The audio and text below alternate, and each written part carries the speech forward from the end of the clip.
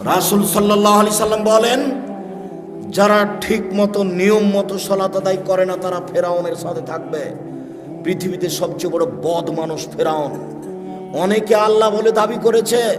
Charles Darwin, Hume, Hegel, Lenin, Karl Marx, Engels, আব্রাহা, আবু জাহাল, আবু লাহাব, দাকিয়ানুস, ডিকেটিস, সক্রেটিস, নমরুদ, ফেরাউন, সাদ্দাত, কারুন, অনেকে আল্লাহ বলে দাবি করেছে, তবে ফেরাউনের মতো নোংরা দাবি কেউ করেনি।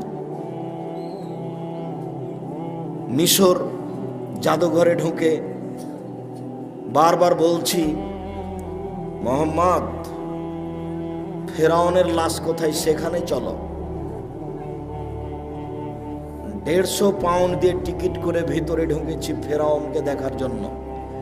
দীর্ঘ সময় কাটার পরে ফেরাউন কোথায় আছে খুঁজে পাওয়া যায় না। জিজ্ঞাসা করো, জিজ্ঞাসাতে বোঝা গেল আরো 300 পাউন্ডের টিকিট করে ঢুকতে হবে, সেটা এইদিকে। তো টিকিট করার পরে ভেতরে গেলাম, দেখি 12 জন লাশ, প্রায় সবাই একই, 19-20 বোঝা যায় না। একটা লাশের পাশে লেখা আছে আল ফারার আসলি, এ হচ্ছে আসল ফেরাউন। যদিও আমি খুব একটা নিশ্চিত বিশ্বাসী নই, কেননা যেখানে ফেরাউন ডুবে গেছে বলে তারা সাইনবোর্ডে লিখে রেখেছে। আমি বক্তব্যে যখন বলেছি জায়গাটা না দেখার আগে, তখন আমার কাছে একটা অস্পষ্ট ছিল।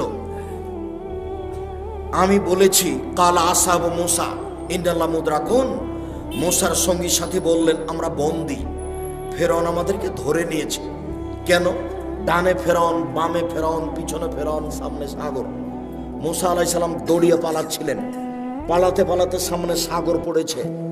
তো এখন ডান দিকে বাম দিকে পিছন দিকে ফেরাউন আছে, সামনে সাগর, বাঁচার কোনো পথ নেই। তাই সাহাবীগণ বলছেন আমরা আটকা পড়েছি।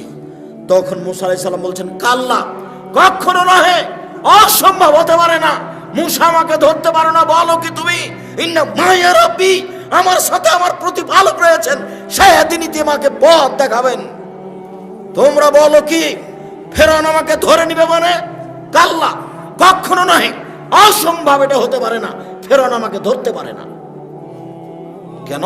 ইন্না মাইয়া রাব্বি, আমার সাথে আমার প্রতিপালক রয়েছে, সেদিনই তিনি আমাকে পথ দেখাবেন। মুসা নিজেও জানেন না পথ কি হতে পারে, কোনো পথই নাই। পথ কি আছে? কোনো পথই নাই। সামনে কুলজুম সাগর, যার শুরু শেষ বোঝা যায় না। কিসের বলছেন যে অসম্ভব হতে পারে না আমাকে ফেরাউন